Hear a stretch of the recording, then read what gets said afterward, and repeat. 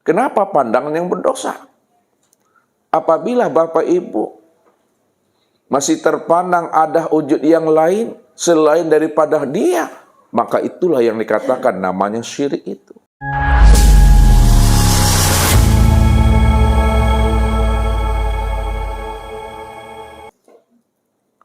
Sebagai seorang ahlullah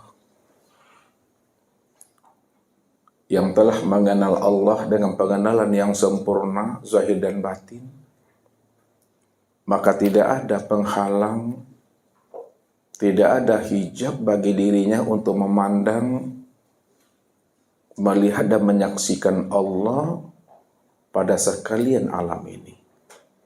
Karena Dia telah memiliki pandangan yang telah kasab. Pandangan yang kasab itu adalah pandangan di mana Allah tanamkan nur rahasia dirinya ke dalam hatinya. Ketika itulah dia mampu memandang Allah itu pada segala yang wujud dan segala yang ada. Karena Allah lah yang wujud semata-mata sebelum adanya masa itu. Bahkan setelah adanya masa ini, sekarang maupun yang akan datang, memang cuma Dia yang ada secara tunggal, ahad, dan tidak ada yang lain selain daripada dirinya. Makanya orang yang telah kasab sebagai ahlullah, tidak ada bagi dirinya itu hijab untuk melihat dan memandang Tuhan. Karena memang Allah itulah yang ada semata-mata dan selain daripada dirinya juga tidak ada menyertai akan dirinya. Inilah yang dikatakan oleh baginda Rasul kepada kita ini. Karena Allah lam yakun syai'an ma'ahu. Adalah Allah itu Bapak Ibu, tidak ada sesuatu apapun yang mampu menyertai akan dirinya. Kenapa tidak ada sesuatu apapun menyertai akan diri Allah? Karena sesuatu selain daripada Allah itu tidak pernah ada. Kalaulah sesuatu selain daripada Allah itu tidak pernah ada, makanya sesuatu itu tidak pernah menyertai akan diri Allah. Karena Allah cuma yang ada secara mutlak, baik masa yang dahulu, masa sekarang maupun masa yang akan datang. Bahkan masa yang belum pernah bisa disebut, belum bisa diceritakan, hanya Dia cuma semata-mata yang ada. Kalau Dia cuma yang ada semata-mata, tidak ada diri yang lain selain daripada dirinya, maka segala yang wujud dan segala yang ada ini, inilah bentuk rupa kezohiran nyatanya akan dirinya yang tunggal itu sesungguhnya. Tidak ada diri yang lain. Maka inilah yang Allah utarakan kepada diri kita ini. Innani anallah, la ilaha illa ana. Sesungguhnya diriku ini adalah Allah. Titel aku, derajat aku, pangkat aku adalah sebagai Tuhan. La ilaha illa ana. Tidak ada yang nyata, tidak ada yang wujud, melainkan yang nyata dan yang wujud itu hanyalah aku semata-mata. Kalau Allah sudah menjelaskan kepada kita ini, tidak ada yang nyata dan yang wujud hanya Dia, tentunya bagi kita Bapak Ibu, tidak ada tabir, tidak ada hijab, dan tidak ada tembok penghalang untuk memandang, melihat, dan menyaksikan Allah itu setiap harinya. Setiap waktu, setiap menit, setiap detik, bahkan sepanjang hidup kita itu adalah melihat, memandang, dan menyaksikan Allah itu. Kenapa Bapak Ibu mampu memandang, melihat, dan menyaksikan Allah itu setiap hari, waktu, detik, dan menit? Sampai habisnya usia umur kita. Karena memang Allah lah yang ada dan yang wujud secara tunggal, mutlak. Tunggal, esa, mutlak itu maknanya bahwa tidak ada diri yang lain selain daripada dirinya. Tidak ada diri yang lain selain daripada dirinya, itu maknanya hanya dia satu-satunya. Dia semata-mata. Kalau dia semata-mata Bapak Ibu, maka segala yang wujud, segala yang nyata, segala yang zahir, dalam bentuk rupa yang berbeda, wujud yang lain, itu tiada lain adalah dia. Maka orang yang tidak memandang, yang tidak mampu melihat dan menyaksikan nyatanya Allah senyata-nyatanya, maka itulah pandangan yang buta, sebenar-benar buta itu. Pandangan yang benar-benar buta, yang sebenar-benar buta itu adalah pandangan yang berdosa. Inilah pesan baginda Rasul Nabi Muhammad sallallahu alaihi wasallam kepada umatnya sebagai bentuk cinta dan sayang beliau kepada diri kita ini. Man nazara ila say'in ma lam yarallaha fihi bahwa batil. Barang siapa yang bisa memandang kepada sesuatu dalam bentuk rupa yang berbeda, wujud yang lain, kepada ayah, ibu, suami, istri, anak, cucu, dan menantunya, kepada ustadz dan jemaahnya, lalu dia tidak mampu memandang Allah yang sudah nyata, yang telah wujud pada ayah ibunya, suami, istri, anak, cucu, menantu, ustadz, dan jemaahnya, tak mampu dia memandang Allahnya yang tunggal, yang wujud, dan yang nyata itu, maka itu pandangan yang batal. Pandangan yang batal dalam bahasa syariatnya, pandangan yang tidak bernilai ibadah, pandangan yang tidak memberikan manfaat dan faedah. Pandangan yang batal dalam pandang hakikatnya adalah pandangan yang berdosa. Kenapa pandangan yang berdosa?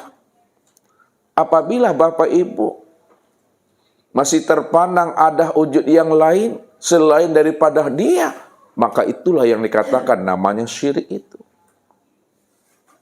Jadi yang sebenar-benar syirik itu masih terpandang dalam hati kita ini makhluk. Masih terpandang dalam hati kita itu sesuatu. Masih terpandang dalam hati kita itu alam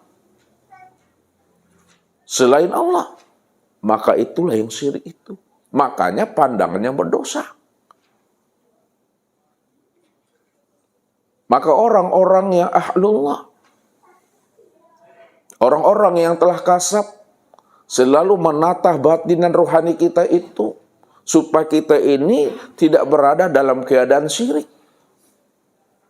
tidak berada dalam keadaan zulumat, supaya kita tidak berada dalam keadaan syirik dan zulumat. Maka mereka selalu menghantarkan pemahaman kepada kita. Bagaimana kita mampu memandang, melihat, dan menyaksikan Allah itu setiap harinya. Makanya keputusan pandang itu adalah kepada Allah. Keputusan ilmu itu pada iman. Maksud keputusan pandang kepada Allah itu maknanya, apapun yang dipandang oleh mata, apapun yang dilihat oleh mata, maka pandang Allahnya apa yang dilihat oleh mata. Dan jangan melihat apa yang dipandang oleh mata. Kalau kita melihat apa yang dipandang oleh mata, maka yang terlihat itu alam. Yang terlihat itu adalah sesuatu. Yang terlihat itu adalah makhluk. Padahal yang menjadikan alam itu yang jadi alam. Padahal yang menjadikan makhluk itu yang jadi makhluk. Padahal yang menjadikan sesuatu itu yang jadi sesuatu. Kalaulah yang menjadikan alam sesuatu, itu yang jadi alam, itu yang jadi sesuatu, tentunya segalian alam, segala sesuatu, itulah nyatanya akan diri Allah itu semata-mata. Tidak ada diri yang lain di situ.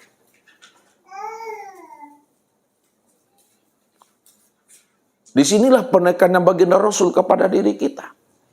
Supaya kita mau mempergunakan kecerdasan akal fikir dan rohani dari setiap apa yang disampaikan beliau kepada umat dan kita ini. Ala bi kulli syai'in ma khalallahu batil. Ketahui kata Rasul, sesuatu selain Allah itu batal. Sesuatu selain Allah itu nggak pernah ada. Kalaulah sesuatu selain Allah itu tidak pernah ada, maka sesuatu itu disebut namanya mazhar. Sesuatu itu disebut namanya cermin. Mazhar, cermin itu tiada lain adalah memandang akan bentuk rupa nyatanya diri Allah itu semata-mata. Karena tidak ada diri yang lain lagi selain daripada dirinya. Ini yang mesti kita tanamkan, yang kita patrikan di dalam kolbu dan rahasia diri kita ini. Bagaimana kita setiap saatnya, setiap waktunya itu menyaksikan Allah itu sepanjang hidup kita. Sehingga kita benar-benar yakin Allah yang kita lihat di dunia, ketika Allah yang kita lihat di barzakh, ketika Allah yang kita lihat di akhirat, sama wujud dan nyatanya itu pada diri sendiri.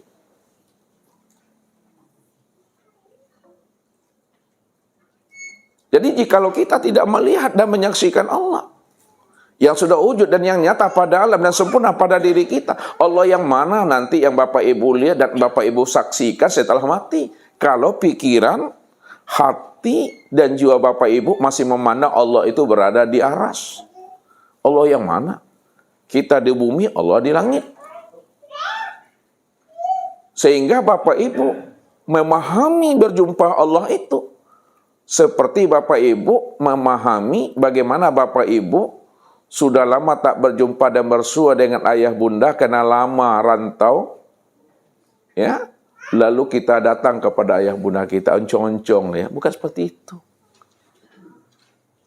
Jadi menemui Allah itu bukan seperti kita menemui ayah bunda kita. Menemui dan menilik Allah itu ya ke dalam diri ini. Maka baca alam pada diri, baca diri di dalam diri.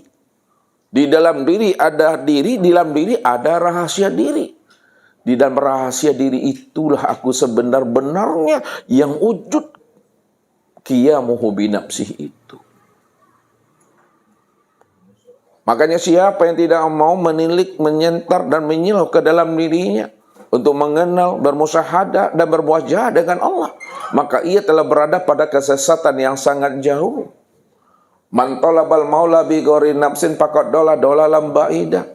Barang siapa yang ingin mencari dan menemui Allah keluar daripada dirinya, maka dipastikan dia telah berada pada kesesatan yang sangat jauh. Maka bagaimana supaya kita tidak berada pada kesesatan yang sangat jauh? Maka hendaklah kita iqra, menilik dan menyentar ke dalam diri kita ini.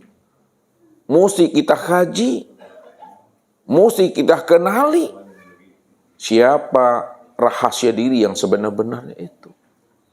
Supaya kita tahu si akmal diri yang telah wujud dan nyata pada rupa insan pada diri masing-masing. Maka orang-orang yang tidak mampu mengenal dan menyaksikan Allah dalam hidup ini, maka dialah sebenar-benarnya orang yang buta dan orang yang tersesat itu. Ini yang selalu Allah hantarkan kepada kita, supaya kita memanfaatkan waktu yang sedikit dan yang tersisa dalam hidup ini. Bagaimana kita sudah mengkhatamkan pengenalan diri kita itu kepada Allah zahir dan batin. Kalau tidak, apa kata Allah? Wa man kana fi hazil a'ma fa huwa fil akhirati a'ma wa adallun sabila. Barang siapa yang buta di dunia, dipastikan dia buta juga di akhirat. Wa adallun sabila, dan dialah orang yang tersesat.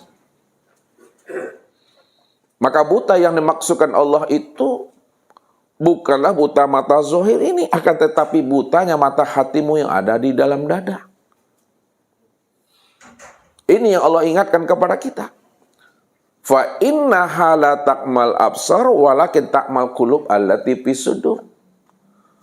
Sesungguhnya yang aku katakan buta itu, kata Allah, bukanlah buta mata zahirmu yang ada di kepalamu, akan tetapi butanya mata hatimu yang ada di dalam dadamu. Butanya mata hati itu, Bapak Ibu,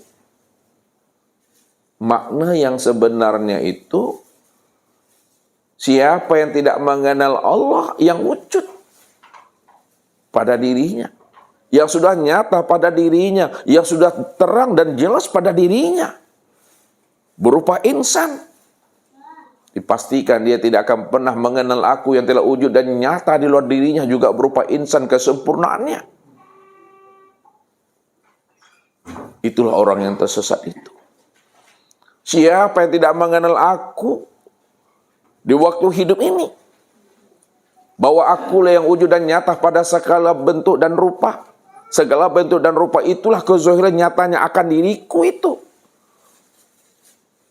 Lalu dia tidak mengenal dan menyaksikan aku. Maka di waktu matinya pun dia juga tidak akan pernah mengenal dan menyaksikan aku. Wa adallun sabilah, itulah orang yang tersesat. Maka jikalaulah kita ingin selamat dunianya, jaya akhiratnya, dan Allah pertemukan kita di alam sorga, di alam akhirat, walaupun kita tidak nanti satu rumah dengan anak, cucu, dan menantu, minimal Bapak Ibu, kita ini masih satu komplek perumahan sorga juga di akhirat itu. Wallahu yahtasu bi rahmati man yasha. Maka sangat beruntunglah kita dengan anak, cucu, dan menantu kita masih berada dalam satu komplek perumahan di akhirat itu juga. Karena Allah yang mempertautkannya. Allah yang akan menghimpunkannya. Maka disinilah kita wajib untuk melihat, memandang, dan menyaksikan Allah itu di alam dunia dan di alam syahada ini, supaya kita mampu dan bisa menyaksikan Allah yang juga nyata di akhirat itu, nyata nanti setelah kita mati. Itu tiada lain adalah pada diri sendiri. Walaupun diri sendiri, namun diri sendiri bukanlah diri Bapak Ibu. Diri sendiri itu adalah dirinya Allah itu. Ini yang mesti kita silau selalu, yang mesti kita senter ke dalam diri, sehingga benar-benar diri Bapak Ibu itu hapus. Diri Bapak Ibu itu betul-betul karam. Diri Bapak Ibu itu betul-betul fana. Selama diri Bapak Ibu tidak fana, diri Bapak Ibu tidak karam, diri Bapak Ibu tidak hapus dan tidak serna, maka selama itu pula lah Bapak Ibu tidak akan pernah bisa melihat, memandang, dan menyaksikan Allah yang sudah nyata pada alam dan sempurna pada diri kita ini. Karena ini pernah terjadi pada diri Nabiullah Musa kalamullah. Apa kata Musa kepada Allah? Walamma ja'a Musa limiqatina wa kallamahu rabbuhu qala rabbi arini anzur ilaik. Maka tatkala Nabi Musa bermunajah kepada Rabb-Nya, lalu Allah pun langsung berkalam-kalam dengan dirinya, tidak ada pembatas, tidak ada hijab dan tabir. Maka ketika itu Musa pun berbicara dengan Rabb-Nya. Apa kata Musa? Qala Rabbi arini anzur ilaik. Ya Rabbku, ya Tuhanku, perlihatkanlah dirimu kepada aku ya Allah. Wujudkanlah dirimu kepada aku ya Allah, supaya aku bisa memandang, melihat, dan menyaksikan dirimu yang selama ini aku rindui, yang selama ini aku ceritakan, yang aku hantarkan kepada umatku. Bagaimana mungkin umatku akan yakin dan percaya kepada aku ya Rabb ya Ilahi, kalau aku sendiri belum melihat dan menyaksikan akan dirimu. Tapi kalau aku sudah memandang, melihat dan menyaksikan dirimu, maka mudah bagi aku untuk menceritakan akan rahasia dirimu kepada umatku yang belum yakin dan percaya akan dirimu ya Rabb. Arini anzur ilaik. Maka perlihatkan ya Allah. Tunjukkan ya Allah akan kewujudan dirimu kepada aku ya Allah. Lalu apa jawaban Allah kepada Musa? Qala lan tarani. Wahai Musa, kamu tidak akan pernah sanggup dan mampu memandang dan melihat serta menyaksikan akan wujud nyatanya aku itu.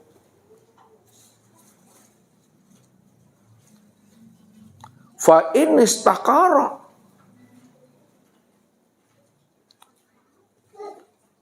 maka kata Allah, walakin unzur ilal jabali fa in istaqara makanahu fasawfa tarani. Beginilah Musa, kalau engkau ingin melihat dan menyaksikan aku juga, kata Allah, unzur ilal jabali fa in istaqara makanahu fasawfa tarani. Kalau engkau ingin melihat dan menyaksikan aku juga, hai Musa, maka lihatlah olehmu bukit Tursina. Lihatlah olehmu bukit Sinai itu. Apabila bukit Tursina itu benar-benar kokoh, tidak bergeser, tidak bergerak dia di posisinya, fasawfa tarani, aku pastikan Musa, engkau mampu memandang, melihat dan menyaksikan aku.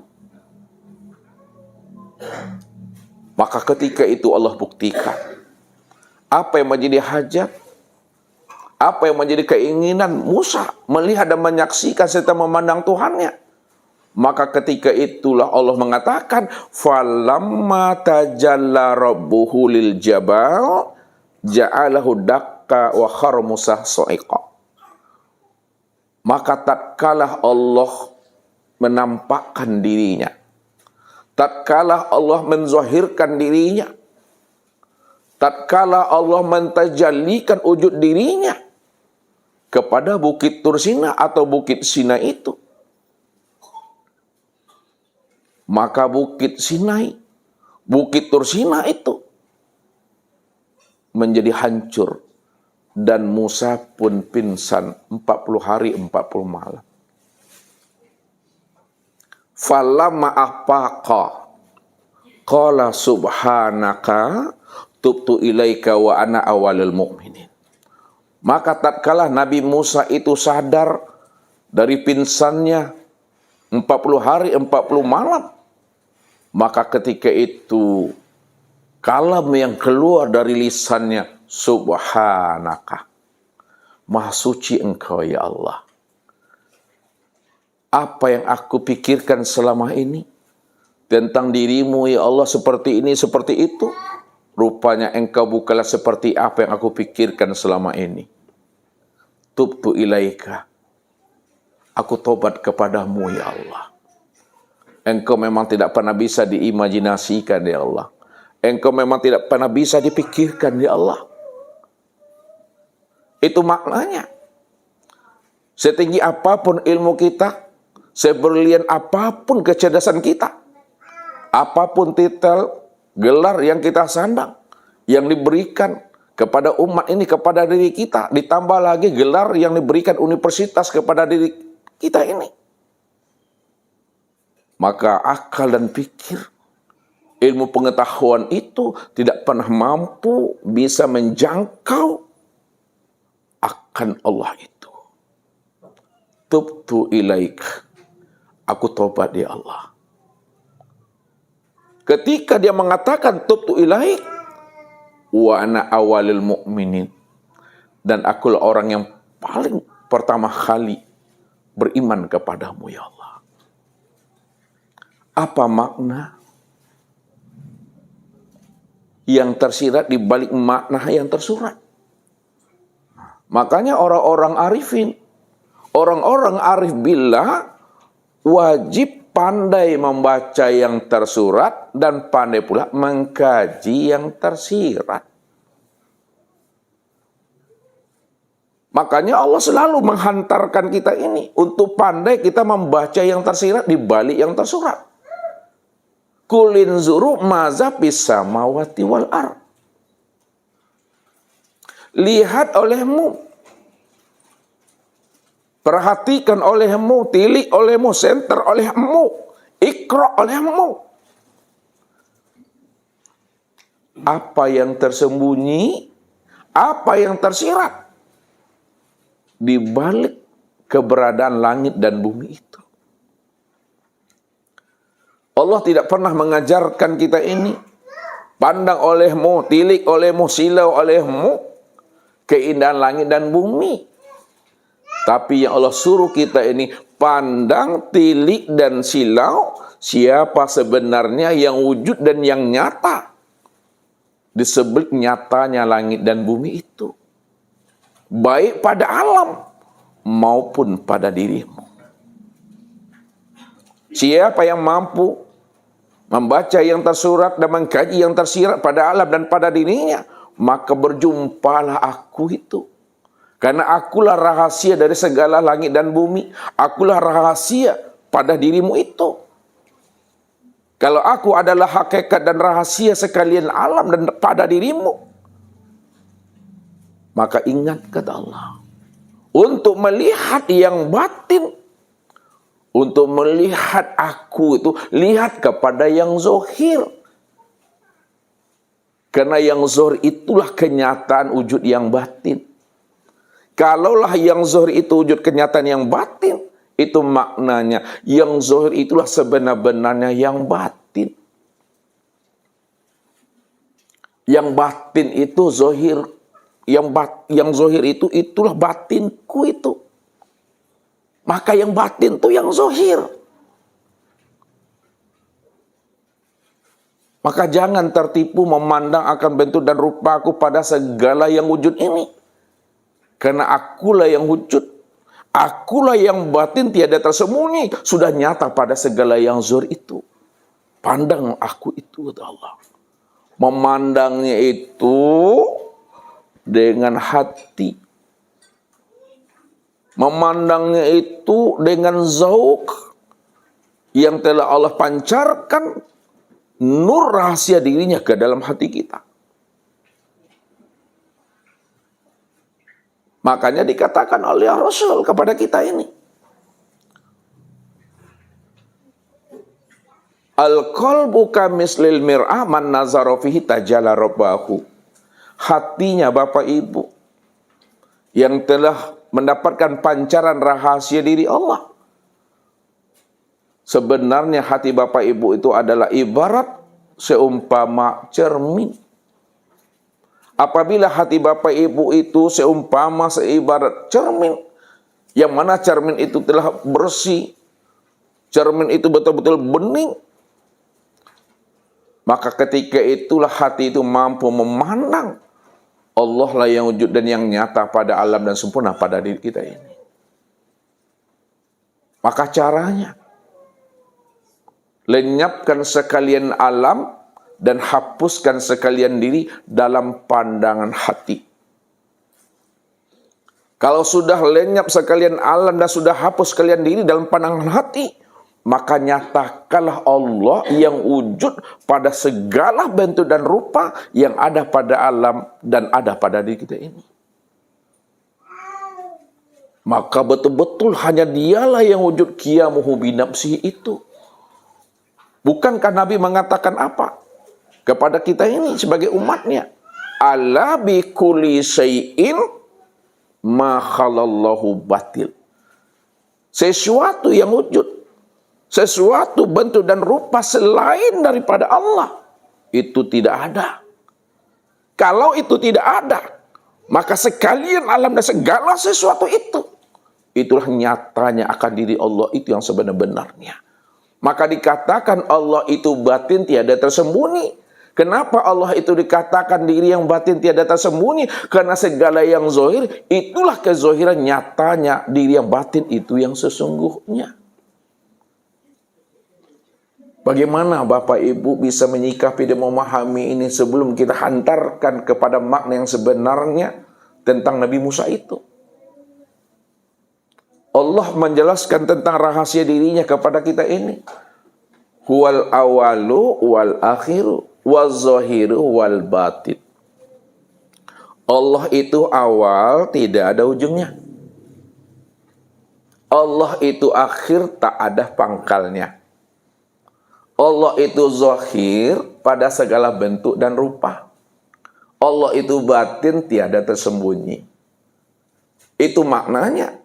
Kalau Bapak Ibu ingin melihat yang awal, lihatnya kepada yang akhir. Karena yang akhir itulah nyatanya diri yang awal itu.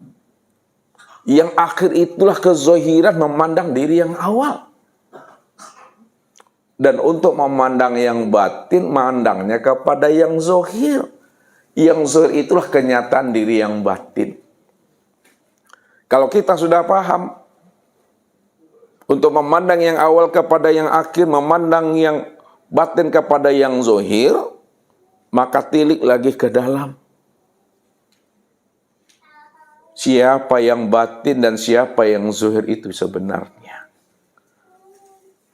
Yang batin itu sebenarnya itulah diri yang awal.